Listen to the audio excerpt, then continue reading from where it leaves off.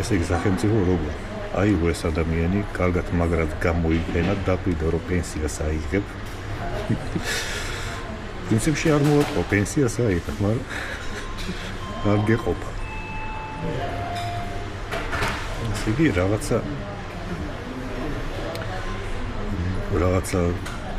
ნაჭერივით გამოიყენეს ადამიანს სალფეტკივით, ან პირბადესავით თუ როგორ ქვია ქართულად ამ ყველაფერს და მერე უკვე ნაგვისკენ მოისურვა. ნაგვიდან მერე რაც გინდა გიქნია. გინდა იცოცხლე, გინდა არ იცოცხლე, მაგრამ თუ ადამიანი მოკვდა, ვინ უნდა დამარხოს.